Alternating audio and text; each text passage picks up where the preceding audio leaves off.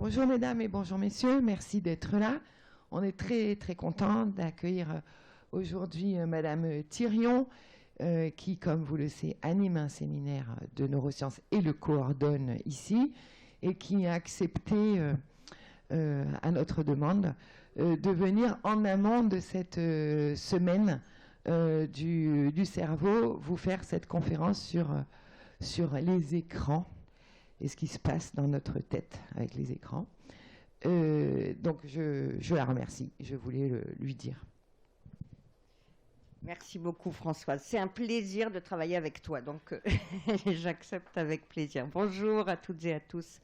Donc je suis Sylvie Thirion, je suis enseignant-chercheur à Aix-Marseille Université et également donc présidente d'une association qui est l'association Valbiome pour la valorisation des sciences biomédicales, donc pour la diffusion envers le grand public, envers les jeunes. Bon, on fait tout un certain nombre de choses. Et puis, je participe également, je fais partie du comité d'organisation de la Semaine du Cerveau. C'est aussi une association qui gère ça sur Marseille, qui est l'association cerveau.com.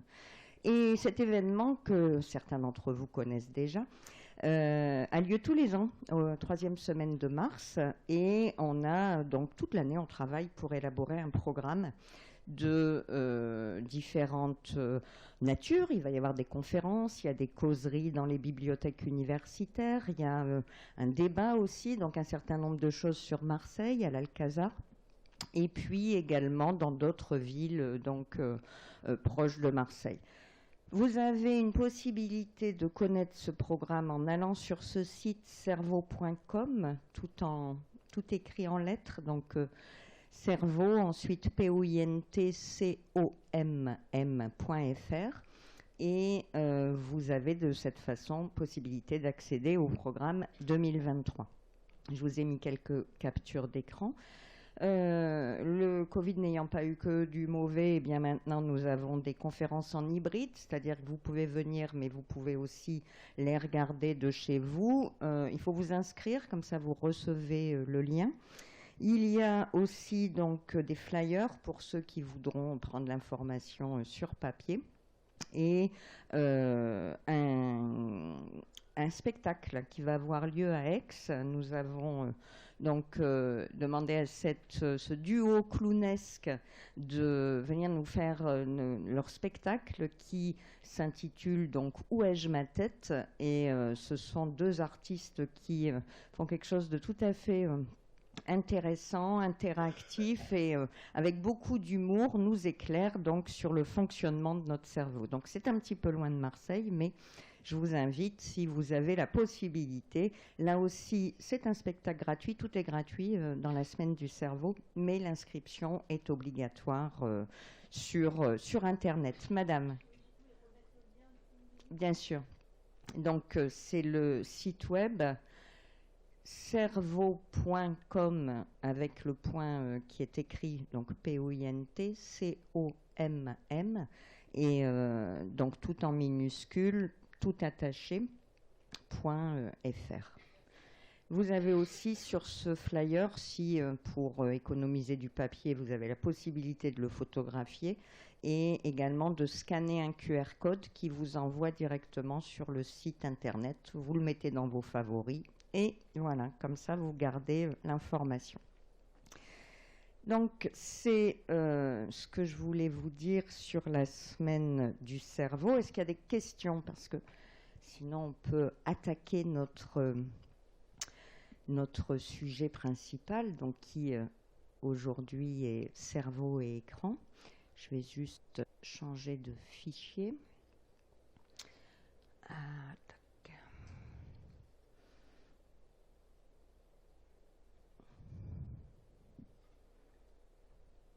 Voilà, donc les écrans, quel impact sur notre cerveau? On en parle beaucoup, hein, et on a tous vu passer donc dans la presse, dans les médias, à la télé, dans des émissions, un certain nombre de d'alertes ou d'informations Alors les écrans, ben, c'est pas si récent que ça, hein, parce que la télé, c'était déjà un écran.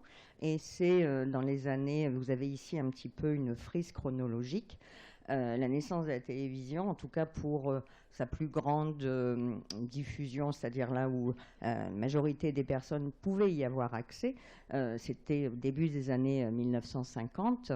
Les ordinateurs personnels à la maison, c'était dans les années 1980. Les consoles de jeux, donc on va reparler, et dont souvent plutôt les ados sont friands, eh bien la première console de jeu, c'était 1983. Et également donc un certain nombre de lois, de conventions, etc., qui ont pu être prises au fil des années pour essayer justement de protéger l'image, l'enfant, de protéger également nos jeunes face à la publicité débordante. Donc vous voyez, dès 2010, il y avait une loi qui avait été votée. Il y a aussi cette règle des 3, 6, 9, 12 qui a été établie par Serge Tisseron en 2008, qui recommande, donc souvent maintenant on peut les voir affichés dans les salles d'attente des pédiatres par exemple, par rapport aux recommandations de temps d'écran en fonction de l'âge. Le message principal étant 0 écran avant 3 ans, et on y reviendra là aussi. Et puis, eh bien, ces équipements, ces outils numériques qui sont arrivés à l'école, hein, puisque depuis environ 2015, les écoles et les collèges sont maintenant équipés en outils numériques, très amplifiés depuis la fin des années 2010. Et puis, bien, ces réseaux, là aussi, dont on va parler, cette capacité de pouvoir accéder à Internet, c'était la fin des années 1990. Le Facebook 2004, ça date, hein, presque 20 ans. Le premier iPhone, j'ai pas d'action chez Apple, hein, mais c'est la date que j'ai prise, 2007. Et puis également, eh bien, maintenant, les montres connectées, là aussi l'Apple Watch en 2015. Et puis tout un tas de réseaux. Je ne sais pas si vous reconnaissez certaines de ces icônes, hein, mais il y en a qui vous sont certainement familières, d'autres peut-être moins. Et WhatsApp, Messenger, Instagram, Twitter, TikTok, Snapchat. Alors ça, je ne sais pas si vous connaissez ces deux dernières. Snapchat, c'est Facebook, c'est complètement has-been, hein, pour la jeune génération. C'est les papas, mamans, grands-parents qui ont ça, mais nos jeunes, ils sont plus sur Snapchat, Instagram. Et puis TikTok, eh bien, là aussi, une application qui permet de voir des vidéos. Alors, vous connaissez YouTube, je ne sais pas si vous connaissez TikTok, mais c'est peu ou prou un schéma aussi de vidéos, mais de vidéos très courtes et qui font 3 minutes, donc là aussi bien adapté au côté un petit peu zapping, je dirais, quand on est gros consommateur d'écran. Et qui a aussi, j'ai une petite vidéo, j'espère que... Ah non, celle-là, je ne l'ai pas prévue aujourd'hui, mais sur justement la capacité qu'ont ces réseaux à venir accrocher l'attention et ensuite la garder. Et il suffit de scroller. Là, YouTube, vous avez des petites vignettes, vous devez cliquer. Il y a déjà tout une action volontaire d'aller vers tel thème ou vers tel thème. TikTok, vous faites passer les vidéos juste avec un coup de doigt comme ça, et l'algorithme est ainsi fait qu'il a repéré quels étaient vos centres d'intérêt et vous passe comme ça des choses très en lien avec ce qui vous intéresse. Et vous allez voir les temps de consommation de ces écrans et de ces différentes applications où on voit bien qu'il y a ce côté vraiment prendre l'attention et la garder en allant vers l'intérêt de ces spectateurs, je ne sais pas si on peut encore appeler ça comme ça, de ces utilisateurs.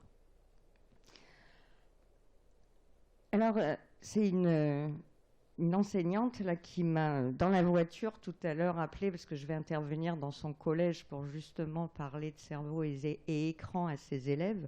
Elle me dit, t'as vu ce qui est passé à l'Assemblée nationale hier? J'ai dit, ben non, j'ai pas regardé les infos. Eh bien, ça a été voté en première lecture en faveur d'une majorité numérique à 15 ans. Donc, ça doit passer au Sénat, mais ça signifie qu'une loi devrait sortir disant qu'avant 15 ans, il n'y a pas de possibilité d'utiliser les réseaux sociaux. Ça veut dire c'est Snapchat, ça veut dire c'est Instagram. Même YouTube est considéré comme un réseau social, en fait, même s'il est moins interactif que d'autres.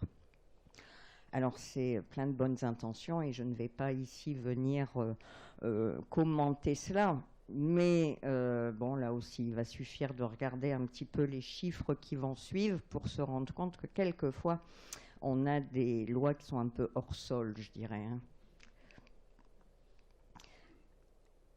Alors voilà, rien que ce premier graphe, c'est en fait le récapitulatif du nombre d'heures passées devant les écrans tout confondus, en fonction de l'âge, et ce par jour. Donc, c'est-à-dire que chez les 0-8 ans, eh bien, c'est en moyenne 2h22 par jour. Chez les 8-12 ans, c'est 4h44 et chez les 13-18, c'est 7h22. Donc, ça, c'est en dehors des devoirs scolaires parce qu'en plus, ils passent tout un temps maintenant derrière leur tablette ou leur ordinateur pour faire leurs devoirs, pour aller sur Pronote et voir les leçons ou les exercices ou les différentes choses qu'ils ont à faire. Donc, ça rajoute, mais là, c'est en dehors de toutes ces activités scolaires. Donc, ce ne sont que les activités de loisirs qui sont comptabilisés ici et vous voyez que les chiffres sont vraiment très élevés. Alors la première chose peut-être qui est maintenant assez bien connue mais qui reste importante, c'est que ces écrans, ils sont très lumineux. Ces écrans, ils sont utilisés pendant les loisirs. Donc les loisirs, c'est souvent le soir, c'est quelquefois même tard dans la soirée, mais voire en début de nuit. Et il faut savoir qu'on a physiologiquement une hormone qui permet de réguler nos cycles veille-nuit. Cette hormone s'appelle la mélatonine. Et vous voyez ici, cette mélatonine, elle va être déclenchée en fait par la lumière. La sécrétion de cette hormone va être déclenchée par la lumière et donc la nuit, il n'y a pas de libération de sérotonine. Ici, vous avez ce graphe de 6 heures du matin donc jusqu'à 9 heures le lendemain. Et vous voyez en rouge les niveaux sanguins de mélatonine que l'on observe avec, donc pendant la journée, donc, des niveaux très très bas et puis une élévation au cours de la nuit de cette hormone. Autre hormone ici que peut-être vous connaissez, le cortisol, c'est ce qu'on appelle aussi l'hormone du stress. Et ça, c'est de façon tout à fait physiologique le décours temporel, c'est-à-dire les niveaux de cortisol tels qu'ils varient au cours de la journée. Alors on pourrait dire, ah bon, mais ça veut dire que là, du coup, on est stressés tous chaque matin. Non, en fait, c'est physiologique. C'est une hormone qui nous éveille. C'est elle qui va nous faire passer de cet état assez détendu. Voilà. Et quand on se réveille, eh bien, cette hormone, naturellement, augmente. Et elle va augmenter notre vigilance, notre concentration, notre capacité, donc à rentrer dans l'action. Donc là, je ne parle que de la mélatonine, mais ce cortisol aussi, il est très régulé.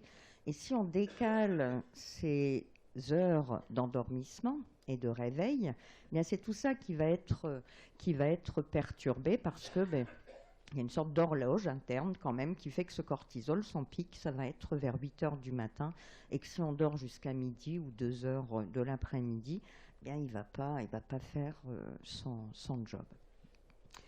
Donc cette mélatonine, l'expérience qui a été réalisée ici, c'est justement sur la lumière. Je vous parlais des écrans et je vous dis lumière, en fait, le spectre lumineux que vous voyez ici, donc de l'ultraviolet ici vers 400 nanomètres jusqu'aux infrarouges, mais ce spectre lumineux, il va y avoir différentes longueurs d'onde, peu importe, différentes couleurs, et les écrans, c'est vraiment la lumière bleue qui prédomine dans la lumière émise par ces écrans.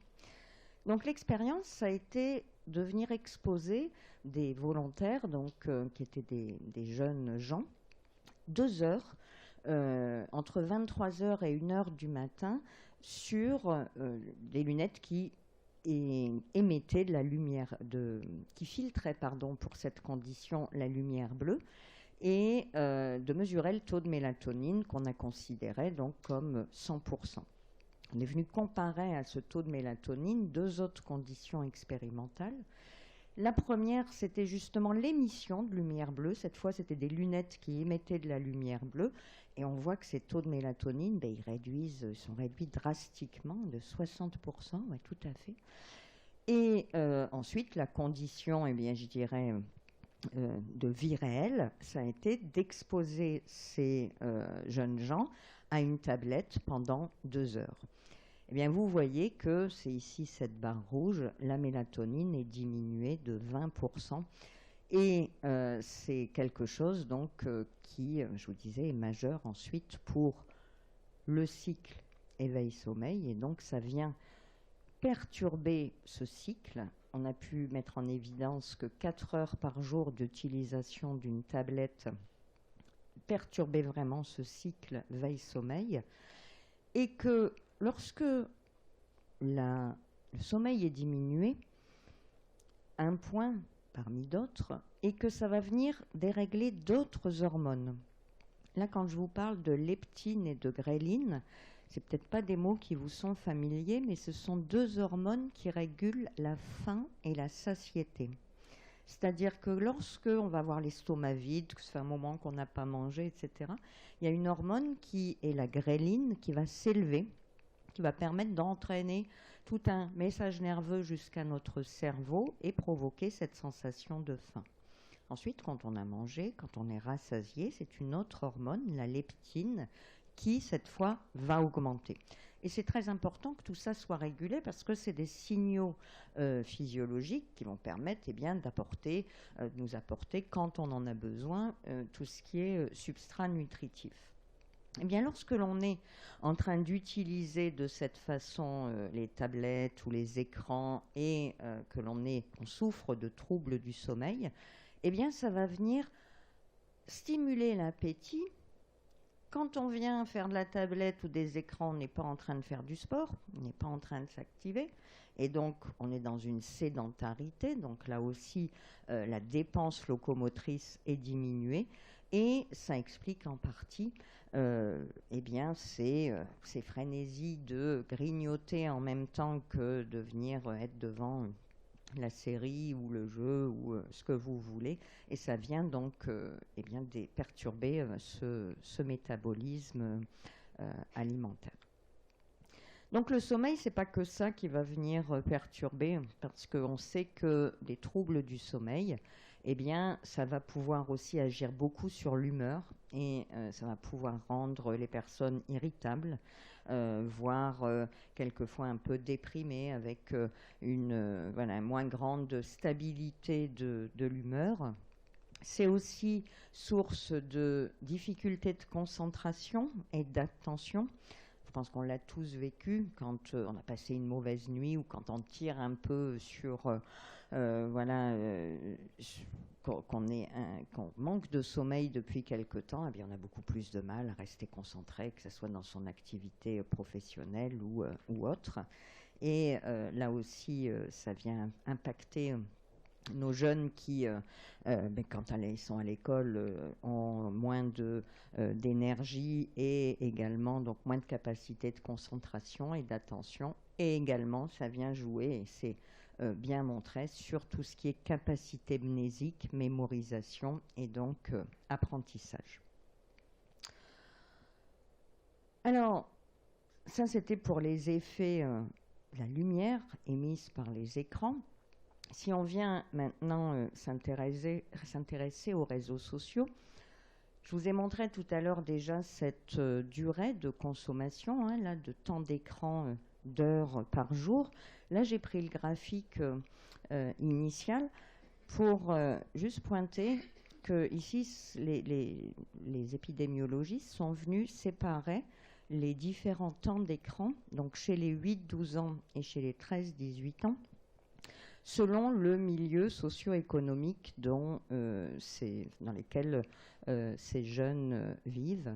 Eh bien, vous voyez que les 4h21 et les 7h18 que je vous avais nommés tout à l'heure, eh bien, c'est ce qu'on retrouve comme consommation chez les jeunes qui vivent dans un environnement aisé, souvent avec les situations professionnelles de cadre ou de profession supérieure, alors que lorsque l'on est dans la middle class ou dans la classe plus ouvrière, on va dire, ces temps d'écran augmentent énormément, donc on est encore plus avec une consommation importante.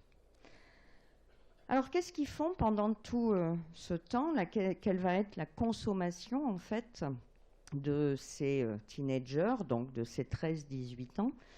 Eh bien, sont venus ici, on revient un petit peu sur les applications dont je vous ai parlé précédemment, et on a demandé à ces jeunes quelle était l'activité qu'ils faisaient le plus. Pas uniquement, hein, mais le plus. Qu'est-ce que, pendant ta journée, sur quelle application, sur quel réseau tu vas le plus? Qu'est-ce que tu fais en majorité? Et en fait, c'est YouTube qui revient en premier. Très vite suivi par TikTok, parce que vous avez 24% des personnes qui, comme ça, utilisent ces réseaux sociaux qui sont majoritairement sur YouTube. 22% sur TikTok. Snapchat, je vous disais, le Snapchat, c'est un petit peu le Facebook des jeunes, on va dire. Ça peut peu ou prou faire les mêmes choses. Ça peut aussi appeler, donc ils s'appellent aussi ils se laissent des messages audio, ils mettent des photos, ils mettent des messages temporaires. Enfin, il y a tout un tas de fonctionnalités. Instagram, c'est plus les photos. Discord, c'est un réseau social de jeux vidéo à la base qui a été détourné pendant la Covid par les profs, enfin détourné non, plutôt utilisé à très bon escient. Ça permet de faire des salons, c'est-à-dire que les gens peuvent se regrouper comme si vous faisiez des salles comme ça différentes selon les activités, selon les jeux où vous pouvez projeter votre écran, commenter, être comme si vous étiez au bar ou derrière un jeu vidéo en salle, enfin dans les salles de jeux vidéo, etc. Vous avez comme ça une interaction entre les personnes. Et puis, Facebook, beaucoup moins, Twitter, encore moins, et ces deux-là, je ne vais pas les citer. Donc, en sachant que les deux, 79% utilisent 2 au moins chaque semaine. Alors, on parle des jeunes, des ados, etc. Je ne sais pas si vous connaissez Aldebert, qui est un chanteur qui est un peu la Anne Sylvestre des temps modernes, on va dire. Et je voulais vous passer une petite chanson de ce monsieur. Alors, est-ce que ça va passer comme ça? Ah.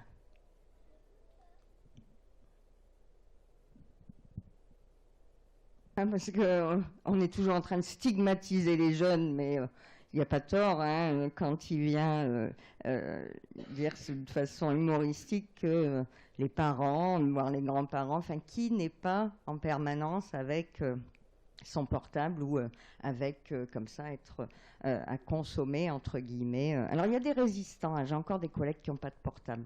Et je ne sais pas comment ils font, mais j'y arrive. C'est quand même compliqué quand je veux les appeler en disant je vais être en retard, ça ne marche pas. Mais bon, il y a une époque où après tout on était en retard et puis on était en retard. Mais c'est vrai que quand même la grande majorité, c'est ce que vous voyez sur cette diapo. Donc en février 2022, c'était cette étude, on était 65 millions,51. Eh bien, il y a 70 millions 46 téléphones. Donc, c'est-à-dire qu'on est à 107% de la population qui qui possèdent un téléphone. Ça veut dire qu'un certain nombre en ont 2, hein, voire 3. Et pour ce qui est donc des utilisateurs Internet, eh bien, plus de 60 millions, donc 93% de la population française utilise Internet. Et tout ce qui est réseaux sociaux, donc regroupés, eh bien, c'est 52 millions, donc 80% de la population. Allez, je fais une enquête qui n'utilise pas du tout de réseau social. Ah si, non, je ne vais pas compter, mais voilà, donc il y a, mais ça veut dire, voilà, je vous ai dit, YouTube fait partie des... Mais bon, si vous n'êtes pas connecté, en effet, vous ne pouvez pas les utiliser. Et donc le temps passé, chaque jour, hein, sur chacun des médias, 5h34 sur consultation Internet, 3 heures, plus de 3 heures sur tout ce qui est vidéo, streaming, donc plateforme Netflix, TV en replay, etc. 1h46 sur tout ce qui est échange, donc Snapchat, WhatsApp, Messenger. 1h06 pour prendre des infos, parce que ça sert aussi à ça. On peut consulter les informations, les quotidiens, etc. La musique aussi, il y a pas mal de plateformes de streaming maintenant. 1 heure pour écouter la radio, donc beaucoup l'écoutent classiquement, mais elle s'écoute aussi via Internet. Et puis les podcasts et les jeux vidéo, 1 demi-heure et 1 heure, chacun. Et la télé a été regroupée ici dans les 3h19. Donc ça peut être la télé classique aussi dans ces 3h19 de films et autres vidéos. Alors, je vais passer... hop. Alors, notre rapport au smartphone, la question peut se poser, est-ce qu'il est notre esclave ou est-ce que nous sommes son esclave? Eh bien, à la base, il a été fabriqué, c'est une machine, hein, qui est conçue pour nous rendre des services, ni plus ni moins. Et avant, on envoyait le pigeon voyageur, où on envoyait justement l'esclave prévenir le maître d'à côté, lui transmettre une information. Maintenant, c'est, on peut dire, les esclaves du temps moderne, ces machines. Mais en effet, se pose aussi cette question de surconsommation et d'être esclaves nous-mêmes de ce smartphone. Et en fait, il peut devenir le maître. Hein. Une notification, en fait, va avoir toutes les chances de nous détourner de ce qu'on est en train de faire à l'instant T, même si c'est une chose importante. Et il va y avoir aussi cette capacité donc à venir être attiré, même avec toute la bonne volonté que l'on peut mettre à se dire je ne dois pas, c'est pas la priorité actuellement. En fait, ils sont pas intrinsèquement nocifs, ces appareils, ces smartphones, ces tablettes, ces écrans. On peut en faire des usages et il peut y avoir des contenus négatifs, mais on peut aussi en faire des usages et il y a des contenus absolument passionnants. Et on peut y trouver donc tout à fait des choses intéressantes. Il n'y a pas question de venir supprimer et considérer qu'il faut revenir, alors je ne sais pas combien d'années, hein, parce que si j'ai pas retenu, mais 20 ou 30 ans en arrière. Ça ne va pas être des objets homogènes. Et le temps excessif d'écran peut nuire, c'est sûr. Je vous ai juste montré rien que le sommeil. Mais tout ce qui est excès peut nuire. Hein. Et il peut y avoir donc toute activité, tout temps passé à faire une activité, un temps excessif, là aussi peut être nuisible. Et la difficulté, en tout cas l'objectif, c'est plus maîtriser l'usage de son temps, c'est-à-dire décider ce que l'on fait, à quoi on veut consacrer son temps, pendant quelle durée, et être capable donc de s'y tenir. Et puis aussi préserver son attention. Et là, c'est quelque chose qui sur lequel on a un pouvoir. On a ce pouvoir de décider d'être convaincu et d'accorder son attention à telle ou telle chose, mais il faut aussi pouvoir créer les conditions pour y parvenir.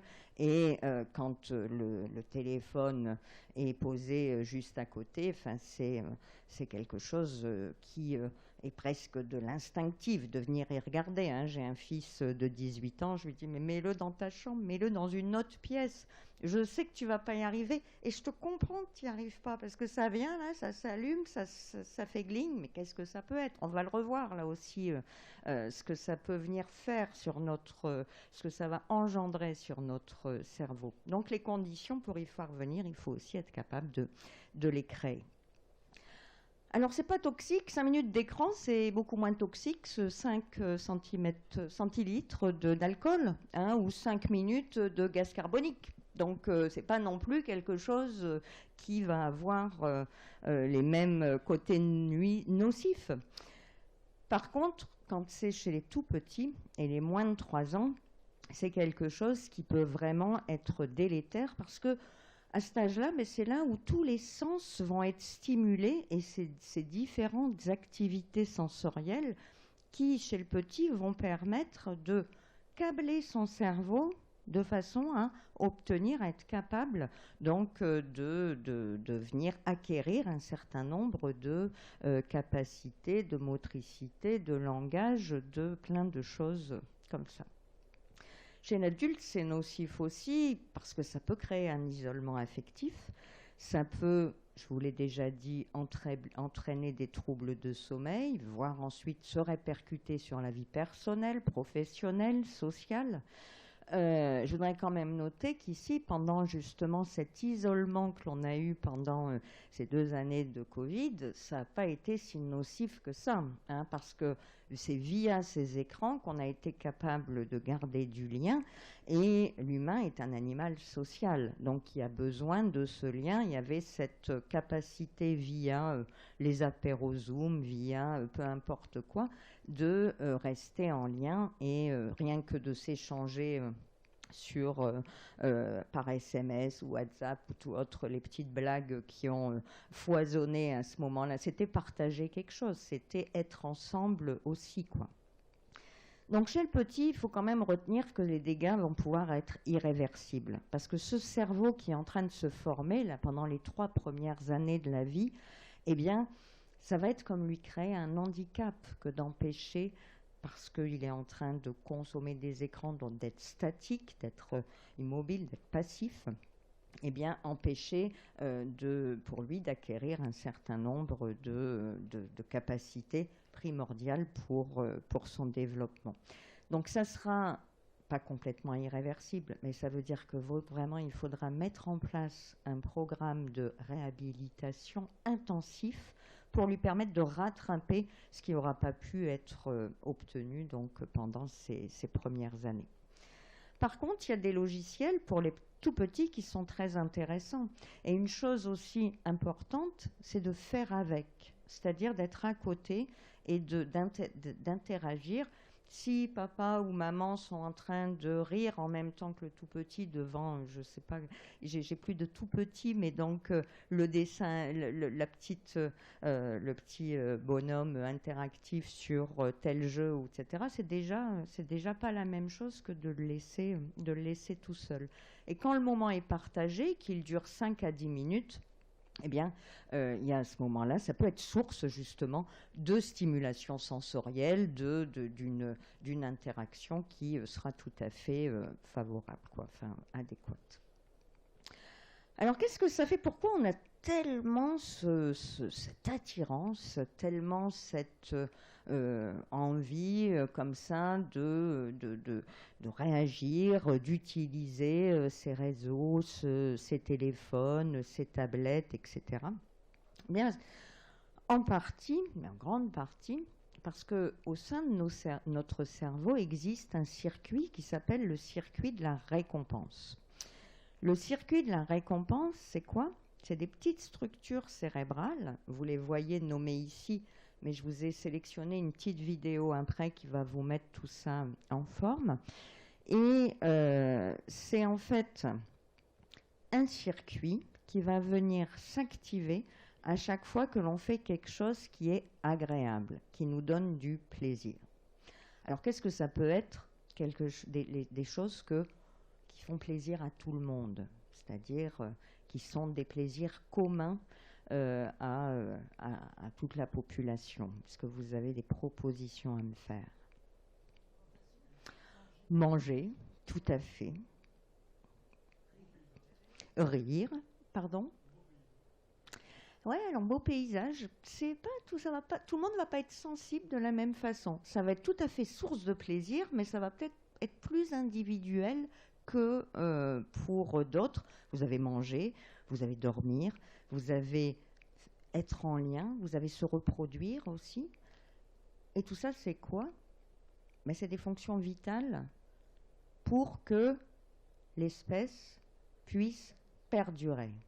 Donc c'est vraiment quelque chose de très ancestral qu'on partage avec de nombreux animaux. C'est pas tous, enfin non, pas les plus primitifs. Et donc c'est vraiment un circuit qui est présent, donc d'ailleurs dans une zone assez enfuie de notre cerveau. C'est un petit peu ce qu'on appelle quelquefois le cerveau archaïque. Et vous allez voir que ce circuit, il marche entre guillemets à une hormone, à un neurotransmetteur que peut-être certains d'entre vous connaissent, qu'est-ce qu'on appelle l'hormone du plaisir? La dopamine, exactement. Alors je vous montre cette petite vidéo pour vous illustrer tout ça.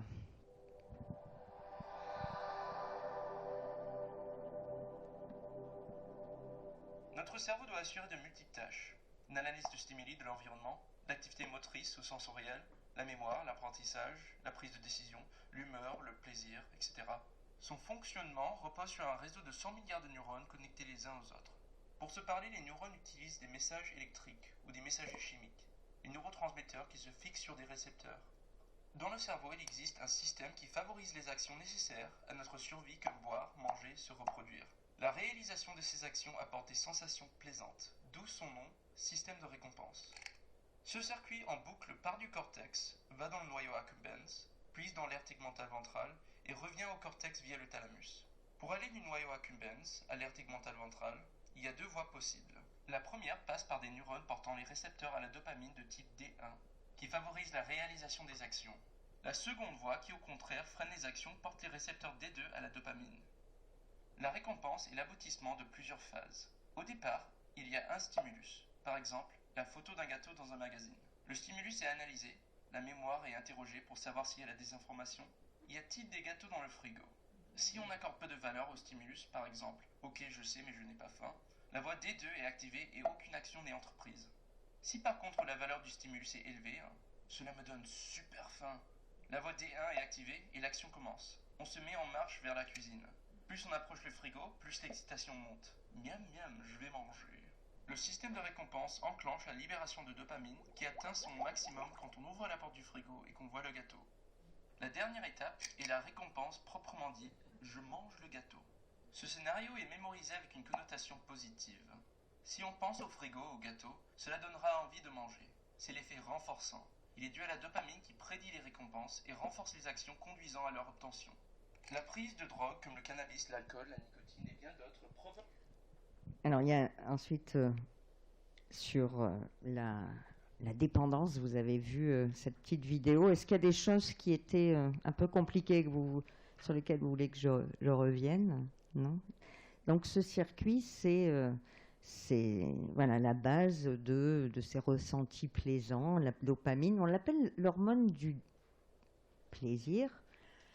On devrait plus dire l'hormone du désir. C'est elle qui va nous motiver à venir faire une action que l'on sait être plaisante et être source de plaisir. Alors vous avez retenu, il y a ces petites structures cérébrales, là, on a parlé du noyau accumbens, de l'aire tegmentale ventrale, bon il y a une petite erreur dans la vidéo, c'est dans l'autre sens que ça marche, c'est pas très très grave. Et ce qu'il faut pouvoir noter, c'est que ici dans l'expérience que je vous présente, C'est une IRM fonctionnelle qui a été réalisée chez différents sujets. C'est quoi une IRM fonctionnelle? Mais ça permet d'avoir des images comme ça du cerveau, des coupes du cerveau. Peut-être que certains d'entre vous ont déjà passé des IRM. Et le fait qu'elles soient fonctionnelles, eh bien, c'est que l'activité cérébrale va pouvoir être enregistrée. Donc, c'est un peu indirect, mais c'est là où il y a le plus de consommation d'oxygène, donc d'activité, que les zones vont apparaître ici de façon colorée. Donc, clairement, dans ce cerveau, eh bien, c'est le noyau accumbens ici que vous voyez encadré et que vous voyez être activé, même si c'est une faible activation. Alors, cette manip, c'était quoi? On demandait à des volontaires de présenter un projet. On leur donnait un sujet, on disait, voilà, faites un projet là-dessus. Et ensuite, ils devaient passer devant un jury. Et ce jury allait les évaluer. Donc, pendant ce temps, ils étaient scannés, leur cerveau était scanné pour voir la réaction donc, de cette activité cérébrale. Et le jury, donc, c'était une expérience, hein, donc, quoi qu'ils fassent, le jury avait déjà décidé, ceux-là, on va leur dire que c'est très bien, que c'est un projet intéressant, et les autres, on va les juger négativement. Et c'est ce qui est représenté ici par mes petits pouces. Et voilà ce que ça donne lorsque donc, les individus reçoivent une décision négative, eh bien, leur noyau accumbens reste à l'état de base, tandis que ici, lorsque le jury approuve leur projet et valide donc leur travail, eh bien, on voit que cette zone du plaisir s'active. Il y a une activité donc augmentée dans ce noyau accumbens. Et ça va être vrai quand ils vont recevoir un résultat positif. Et ça va être vrai aussi quand les autres participants reçoivent un bravo, c'est un beau projet. Ça va être un petit peu moins élevé, mais néanmoins, il y a quand même un sentiment de plaisir. Ok, c'est bien pour moi, mais tiens, lui a reçu une bonne note. Voilà, le cerveau s'active aussi, ce noyau accumbens s'éclaire un petit peu. Et dans ces participants, il y avait une enquête qui avait été faite au préalable sur leur activité via ces réseaux, et en particulier donc, sur leur consommation de Facebook. Combien d'heures ils passaient sur Facebook? Est-ce qu'ils avaient un compte? Est-ce qu'ils étaient petits utilisateurs, gros utilisateurs de Facebook? Et ils les ont comme ça séparés en deux groupes. Donc les gros consommateurs de Facebook et ceux qui n'y étaient pas. Et ce qu'ils ont pu voir, eh bien, c'est que le cerveau s'activait encore plus lorsqu'il recevait une réponse positive du jury. Ce noyau accumbens, il s'enflammait plus que chez les contrôles. Et puis également que lorsque c'était leurs collègues qui recevaient une décision positive, ils étaient beaucoup moins contents pour eux. C'est-à-dire qu'il y avait un peu comme une comparaison sociale. Ce noyau accumbens s'y révélait un peu un comparateur, il devenait un peu un comparateur social, et donc cette exclusion des autres par rapport à soi et à la gratification d'avoir été bien évalué par le jury.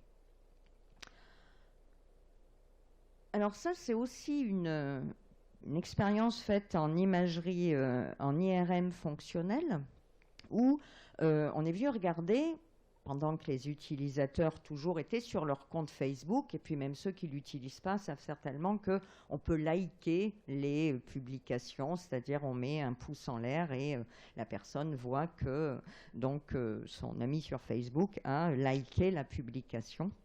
Et eh bien, quand on reçoit un like, comme ça, sur une publication, eh bien, c'est ce circuit de la récompense qui vient s'activer. Le noyau accumbens dont je vous parlais, là, il s'enflamme. Et également une autre zone du cerveau qui s'appelle l'amygdale. L'amygdale, c'est une petite structure qui est très impliquée dans les émotions. Donc c'est elle qui va réagir de façon primitive, je dirais, avant toute analyse, c'est un peu une réaction, une zone importante dans les émotions, qu'elles soient négatives ou positives. Et quand on vient regarder un peu plus près, qu'on sépare les volontaires donc, qui ont participé à cette étude en fonction de leur sexe, eh bien, on voit que lorsque c'est une femme ici, c'était les femmes qui avaient été mesurées, comment ça s'appelle, la réaction de leur cerveau face à une notification, donc à un like, eh bien, lorsque le like provenait d'une personne du sexe opposé, eh bien, leur cerveau s'enflammait encore plus, leur noyau accumbens s'activait de façon plus importante. Donc, là aussi, ça va être retrouvé quand c'est quelqu'un qui est proche de la personne, quand c'est une amie proche, une amie estimée, une amie qui est donc respectée. Là aussi, on a une gradation de l'activité cérébrale que l'on enregistre en fonction, donc soit du sexe, soit aussi de la proximité de la personne qui like la publication.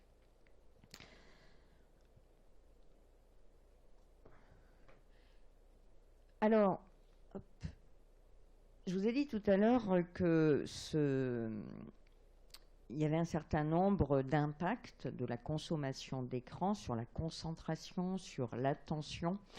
Eh bien, ici, dans cette expérience, les auteurs sont venus regarder ce que ça donnait en termes d'impulsivité ou d'inhibition. Cette impulsivité, c'est sa capacité à ne pas filtrer justement ses émotions, ses réactions, de réagir vivement, quelquefois trop fortement, très rapidement à un événement. Et l'inhibition, c'est la capacité justement, là aussi c'est câblé dans notre cerveau, c'est des zones bien particulières qui permettent ça, oui mais, on va dire la zone de l'inhibition c'est ok ça m'énerve mais, bon, je prends un temps pour réfléchir, pour prendre la distance par rapport à ça et je ne réagis pas de façon instinctive ou impulsive.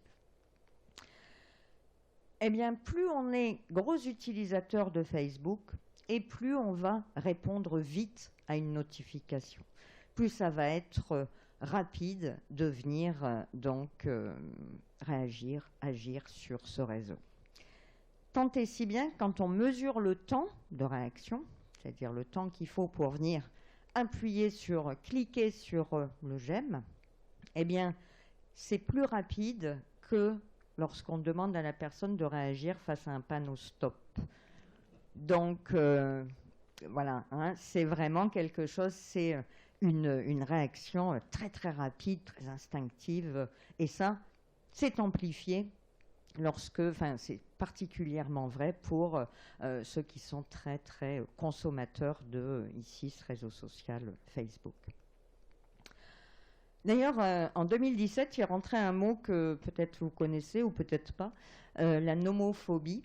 Cette nomophobie, c'est en fait une dépendance extrême au téléphone portable. Ça vient de l'anglais no mobile, sans portable, phobia. Donc c'est cette idée de cette dépendance. Alors qui dit dépendance peut dire aussi addiction.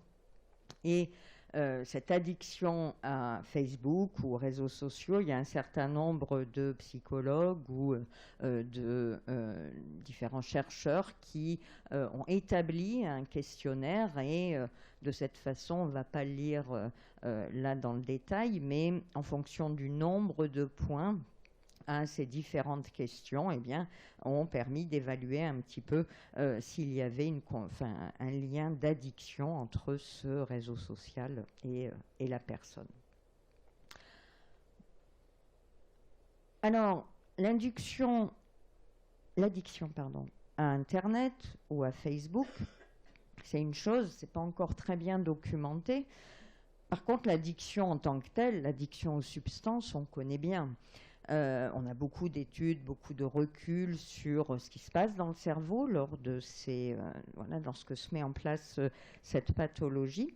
Et ce circuit de la récompense, eh bien, c'est lui essentiellement qui va être perturbé Parce que cette dopamine dont je vous ai parlé, enfin, que vous avez vu sur la petite vidéo, eh bien, elle va être stimulée très, très, très fortement et ça va venir emballer le circuit et générer le toujours plus, voire la compulsivité, voire un certain nombre comme ça de symptômes spécifiques que l'on retrouve dans l'addiction.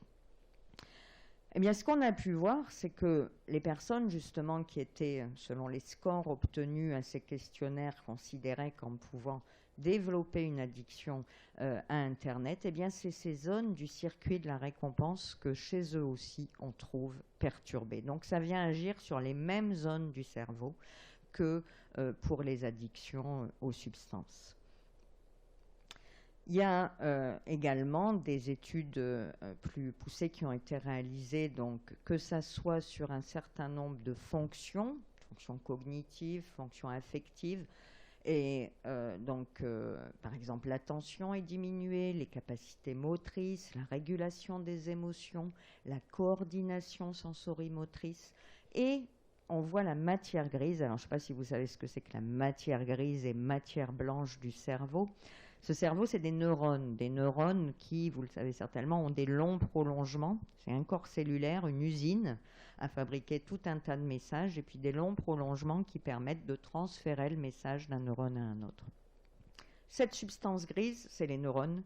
Cette substance blanche, c'est les longs fils, ce qu'on appelle les axones de ces neurones qui donc partent quelquefois d'une zone à une autre. Le cerveau, c'est que des connectivités. Il faut que tout ça soit en lien, connecté, etc., de façon assez précise pour que ça puisse ensuite donner toutes les fonctions qu'on lui connaît être capable de contrôler. Donc il y a une matière grise réduite chez ces personnes qui souffrent donc d'IGD, Internet Gaming Disorder, et la matière blanche aussi, donc ces longues fibres, là, ces faisceaux de fibres, eh bien, sont diminués dans des régions qui sont importantes dans tout ce qui est prise de décision et puis également dans tout ce qui est inhibition comportementale. Oui. Oui. Elle est toute... Non, en fait, sans matière blanche, la matière grise ne sert à rien. Oui, non, mais c'est une bonne... Il faut être bien de venir focaliser sur ce point, parce que oui, dans le langage courant, c'est ça, faut développer sa matière grise. Ça va être important, c'est le nombre de neurones, en fait. La matière grise, si on veut être un petit peu simplifié, c'est le nombre de neurones qu'on a, c'est surtout dans à la périphérie du cerveau, dans le cortex. Et puis, ils ont des prolongements donc, qui sont des fibres. Le côté blanc, c'est parce qu'il y a la myéline, qui sont des comment ça s'appelle ?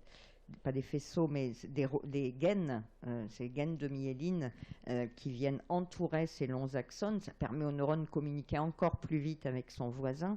Et des neurones qui ne communiquent pas, ça ne sert à rien. Donc en fait, c'est bien d'en avoir beaucoup, entre guillemets, que cette matière grise soit dense. Mais s'il n'y a pas cette connexion qui se fait par ces longues fibres, ces axones, ils ne servent à rien. Donc on pourrait très bien instaurer aussi la... Oui. Tout à fait. Mais les neurones, on en perd tous les jours, c'est vrai. Mais ce n'est pas très grave, on en a 86 milliards. Et on en perd environ 50 000 par jour. Donc, si vous faites le calcul sur, on va dire 80 ans, 90 ans de vie, j'ai oublié les chiffres, hein, mais si vous le faites sur votre calculette, vous allez voir que c'est moins d'1%. Donc, tout va bien, quoi. Les neurones que l'on perd de façon physiologique, hein, c'est-à-dire le vieillissement normal, ne vont pas être à la base de problèmes particuliers. On diminue quand même avec l'âge, un certain nombre de fonctions cognitives vont diminuer, etc. Mais je dirais ça c'est dû à justement des câblages qui se modifient, etc. Et on peut essayer de réduire le plus possible ce déclin qui est vrai pour tout le monde. Hein. À partir de 20 ans, 30 ans, on commence à décliner dans nos capacités cognitives, quoi, donc au sens large. Alors, l'addiction, c'est pas n'importe quoi. Et on a tendance quand même à dire, à utiliser ce mot pour beaucoup de choses, et quelquefois à tort et à travers. Alors, oui. Alors, l'inhibition comportementale, ça va être justement, je peux prendre un exemple, chez les jeunes, justement, il y a souvent des prises de risques. Je vais reprendre l'exemple de mon fils. Si vous le croisez un jour, lui dites jamais que je parle de lui comme ça, parce qu'il serait absolument pas content. Il aime bien aller sauter dans les calanques. Il aime bien prendre des risques, faire des sauts d'un peu haut dans l'eau. C'est des choses qui sont assez dangereuses. Il va au ski, il fait du hors-piste, il descend le plus vite possible, etc.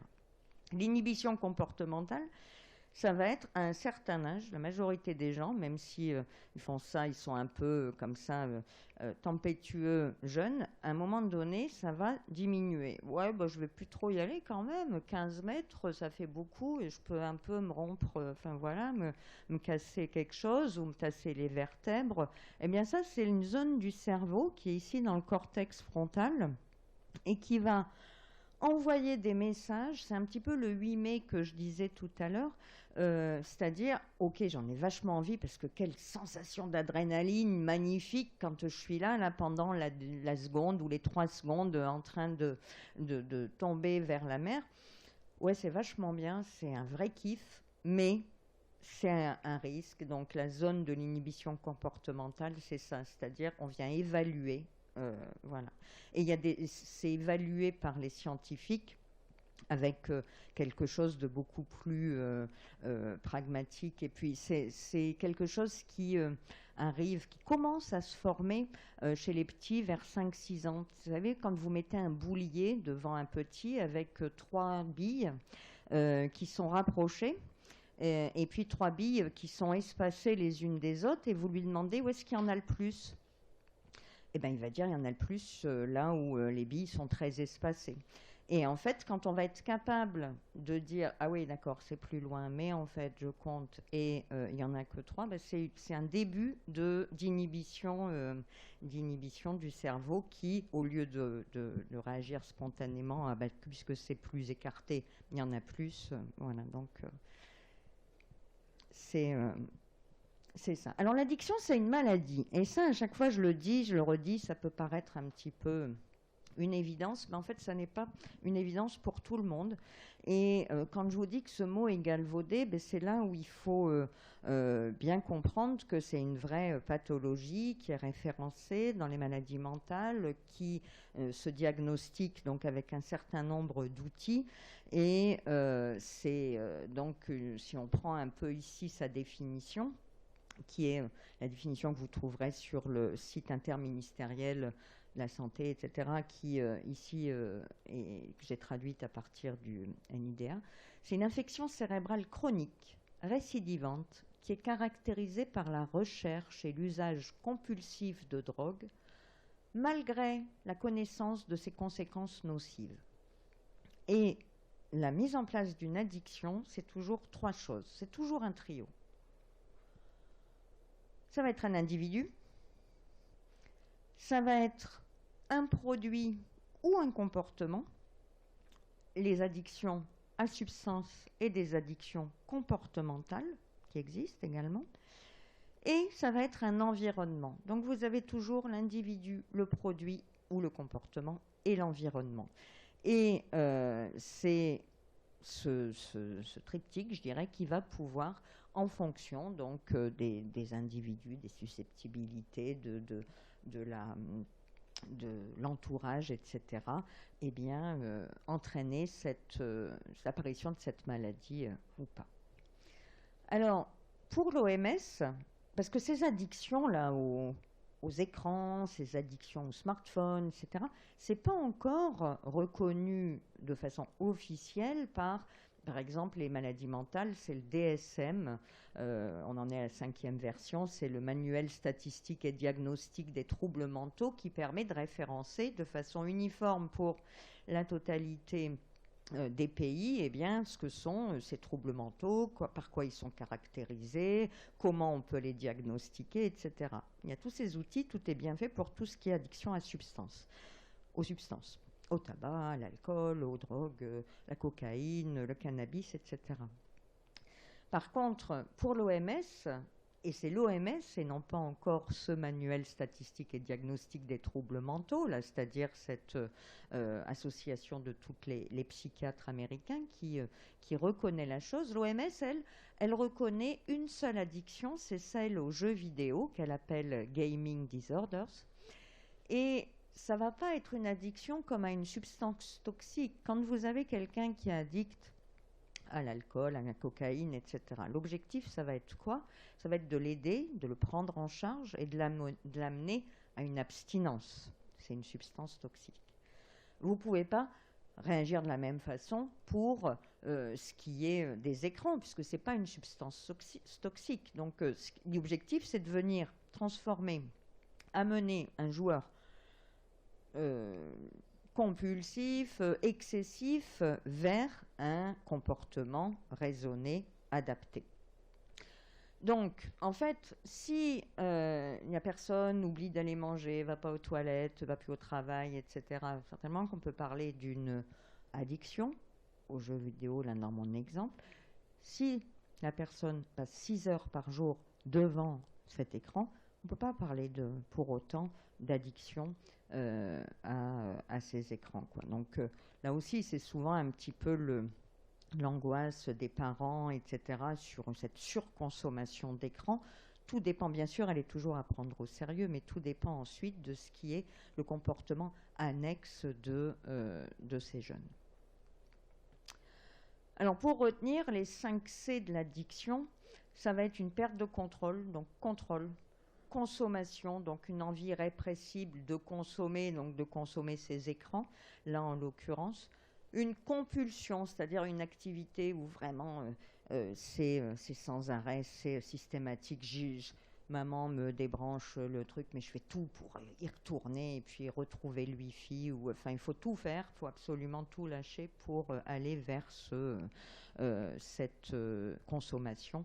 C'est un usage continu aussi, et puis même quand les conséquences, et là aussi ça fait partie des critères, les conséquences donc négatives qui sont connues, souvent, qui peuvent être bien intégrées par la personne, eh bien, malgré la connaissance de ces conséquences négatives, il n'y a pas de possibilité d'arrêter cette consommation. Alors, c'était le thème de la conférence que je donnais hier à Aix. Non, mais en fait, alors c'est aussi en cours, c'est encore en débat, l'addiction à l'alimentation.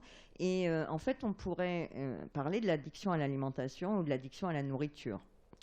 Ça peut paraître pareil, sauf que c'est pas pareil. Parce que soit dans un cas, on est dans une addiction à la substance, c'est-à-dire au sucre, par exemple. On parle beaucoup de l'addiction au sucre ou au gras, etc. Ou, si vous êtes dans une addiction alimentaire, vous êtes dans une addiction comportementale. Et vous avez certainement entendu, ou peut-être entendu, que quand on donne à des animaux le choix entre de la cocaïne et du sucre, eh bien, de l'eau bien sucrée, eh bien, dans un certain nombre de cas, il va y avoir en moyenne, hein, pas systématiquement, mais en moyenne, une attirance très forte pour le sucre et quelquefois le choix du sucre plutôt que la cocaïne, qui, je vous l'ai dit, fait un boost de dopamine dans le circuit de la récompense. S'alimenter, je vous l'ai dit aussi, c'est aussi une stimulation de ce circuit de la récompense, pas dans les mêmes niveaux, mais il y a débat encore actuellement. Les troubles du comportement alimentaire que sont l'anorexie, la boulimie ou l'hyperphagie ne correspondent pas complètement à l'addiction. Et donc, ça émerge que oui, il existe une addiction à l'alimentation, justement, et qu'elle serait plus comportementale que vraiment à une substance telle que le sucre. Mais il y a tout un tas de recherches Ah ben, alors, pas complètement. Alors, oui et non. Oui et non, parce que par exemple, vous allez avoir c'est très proche, c'est-à-dire qu'il y a une comorbidité, c'est-à-dire que chez les personnes qui souffrent de boulimie, je dirais plus d'hyperphagie, parce que la boulimie, il va y avoir toujours un comportement compensatoire associé, c'est-à-dire que la personne va se faire vomir, va prendre des laxatifs, des purgatifs, etc. L'hyperphagie, c'est justement cette prise de nourriture très importante, mais sans comportement compensatoire derrière. Donc il y a un overlap, il y a comment ça s'appelle, je sais pas, j'ai oublié le mot, un recouvrement, merci, donc des deux maladies pour un certain nombre de choses. Mais par exemple, dans l'hyperphagie, ça va être de prendre un maximum de nourriture dans un temps très court. Donc ça va être vraiment une frénésie de manger de façon frénétique, mais que pendant un temps très court. Après, il peut y avoir, ça peut être plus de crise pendant une semaine, puis de nouveau, etc. Donc il y a ça qui est différent, parce que dans l'addiction à l'alimentation, on ne le trouve pas comme ça, c'est pas consommé de la même façon. Et puis il y a aussi une mauvaise image de soi. Dans l'hyperphagie, il y a toujours une mauvaise image de soi, une dysmorphophobie, c'est-à-dire qu'on ne se voit pas vraiment tel que l'on est. C'est souvent associé à des signes de manque de confiance en soi, de déprime, etc., que l'on ne retrouve pas systématiquement dans l'addiction à l'alimentation. Et c'est important de pouvoir les différencier, parce que du coup, ça permet de mieux les repérer et de les prendre en charge plus spécifiquement, quoi. Voilà, donc je vois l'heure tourner. Je pense que je vais m'arrêter là. Juste un mot pour vous inviter justement à venir à une conférence de la Semaine du Cerveau, puisque je ne vais pas avoir le temps de vous en parler aujourd'hui. Je vous ai parlé... J'espère ne pas avoir trop été à charge contre ces écrans, parce que je le dis et je le redis, il va y avoir des aspects qui vont pouvoir être positifs. Ces jeunes là qui ont beaucoup plus d'habitude et d'expérience et de temps passé sur les jeux vidéo, ça a aussi des effets positifs sur leur capacité, par exemple, visuo-spatiale. Ils augmentent en compétences et ils augmentent le niveau de matière grise dans certaines zones cérébrales lorsque ils sont donc consommateurs de ces jeux vidéo. C'est source aussi d'informations, d'ouverture sur le monde, plein de choses. Et il y a aussi des jeux vidéo qui peuvent être utilisés en rééducation, en thérapeutique. C'est ce qu'on appelle les serious games, c'est-à-dire ça va avoir le même... le même aspect qu'un jeu vidéo tel que Mario, voilà, vous avez peut-être déjà vu sur les consoles. Il va falloir attraper des boules de neige, pas sauter au-dessus des rivières, etc. Il y a des jeux comme ça qui ont été développés spécifiquement pour prendre en charge les malades d'Alzheimer, par exemple, et faire jouer comme ça, donc de façon ludique, avec des points, on gagne des points, on en perd, on peut voir si on va plus vite, moins vite, si on fait des erreurs, moins d'erreurs, etc. Eh bien, ça vient. Donc, c'est que de la motricité, je dirais, de la réaction. Eh bien, ça vient améliorer leur capacité de mémorisation. Ça vient recouvrer un petit peu certains aspects, donc comme ça, diminuer à cause de la maladie. C'est aussi utilisé dans la maladie de Parkinson. C'est utilisé chez les grands brûlés. Il y a cette réalité virtuelle où les grands brûlés, c'est des soins très très douloureux qui doivent subir, et quelquefois on doit même les anesthésier pour que ça soit supportable. Eh bien, il y a la réalité virtuelle, il y a un logiciel qui a été développé qui s'appelle Snowball, et en fait où ils sont donc immergés dans un espace virtuel, enfin un monde virtuel où en fait il y a des bonhommes de neige qui leur lancent des boules de neige, etc. Et on regarde l'activité cérébrale des zones de la douleur, et bien ces zones de la douleur sont moins activées lorsqu'ils sont sous comme ça soins, alors qu'on on leur met en même temps ces casques de réalité virtuelle. Il y a pas mal de choses comme ça donc, qui sont utilisées, qui sont très innovatrices et qui permettent de prendre en charge différemment un certain nombre de pathologies. Ça mange bien aussi pour les phobies. Et donc Eric Malbos intervient, qui est spécialiste de tout ça. Eh bien, il intervient dans la semaine du cerveau, et si ce thème vous intéresse, il va passer à l'Alcazar.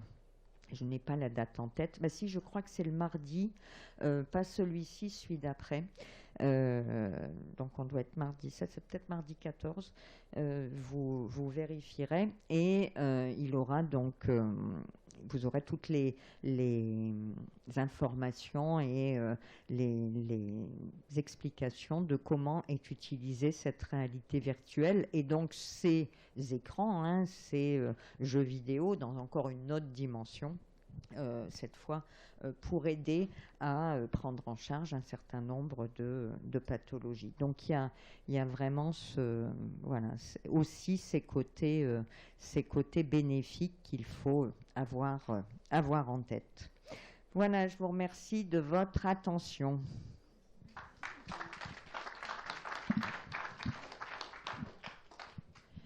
Alors, avez-vous des questions, les uns ou les autres? Oui, monsieur? Attendez, excusez-moi, je vous donne la parole juste après. Oui. Merci. Oui.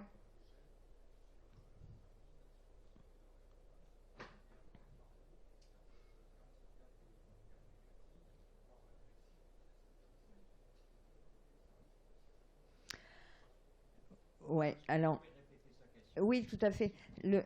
Bien sûr. Donc, monsieur, revenez sur ce que j'ai montré sur les likes et sur le fait que ça vient activer donc, le circuit de la récompense.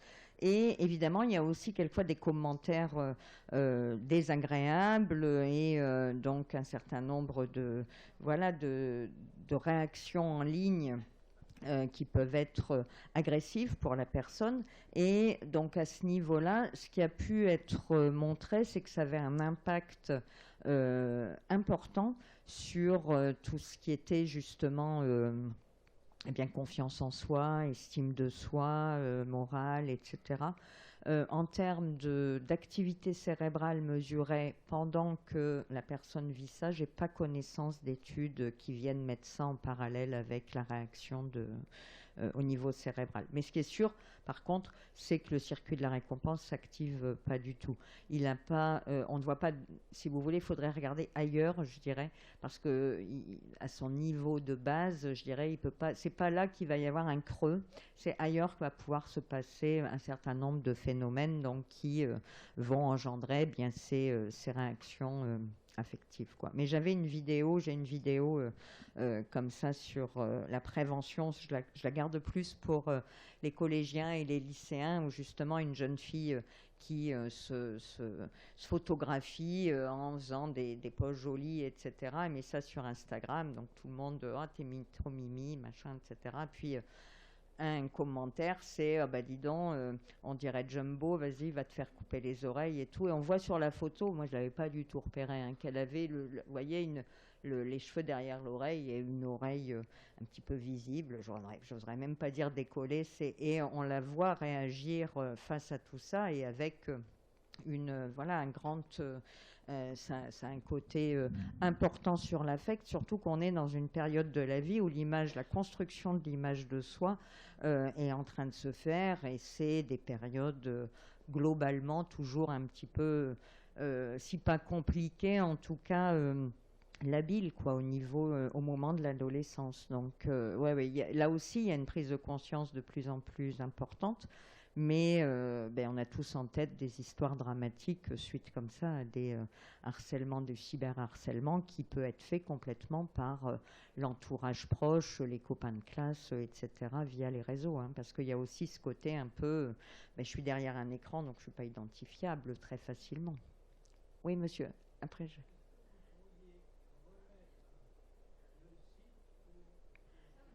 Bien sûr. Et puis je vais vous donner le... Et ah mince, c'est pas sur ce diaporama-là. Vous voulez dire cerveau.com? Oui, je mets l'autre diapo parce que je l'avais pas copié. Eh ben, vous avez bien raison. Non, mais ça, par contre, c'est une utilisation tout à fait intéressante, adaptée. Hop. Attendez. Ça vient. Voilà. Et là-dessus, vous avez même le QR code, donc je peux vous passer, même si vous le remettez après, vous pouvez prendre en photo, ouvrir le QR code. Monsieur, vous aviez une question?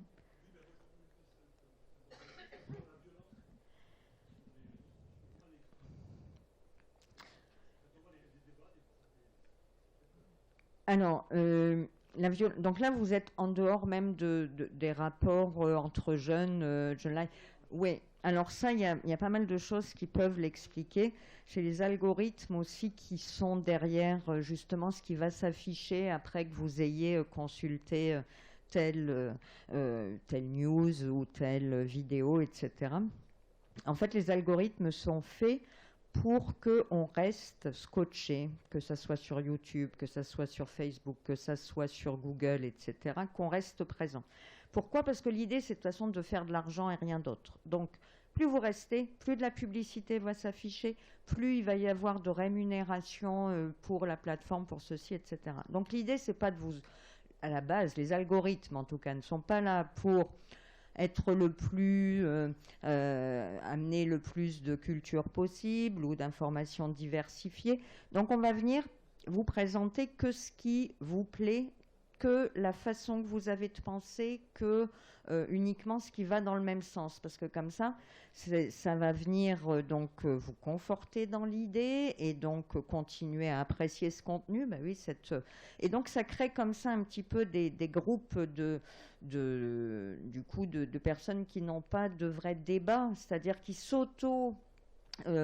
ils vont comment appeler ça, s'auto-persuader qu'ils sont dans le vrai, etc. Et quand ils viennent ensuite commenter une publication qui ne va pas dans ce sens, ça devient complètement virulent.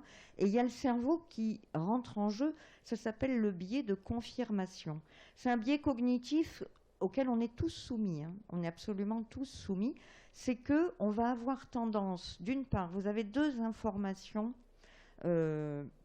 qui vous sont présentées et qui sont antagonistes. Mais vous avez une croyance. Voilà. Je crois que le vaccin contre le Covid est inefficace. On va prendre ce très, très, très facile.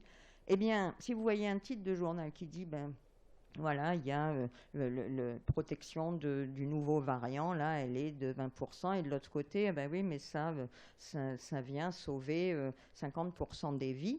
Vous allez lire l'article qui dit ça fait que 20% de protection. Vous n'allez pas aller sur celui qui dit ça fait 50% des vies, ce qui est très différent d'attraper et d'en mourir. C'est pas la même chose.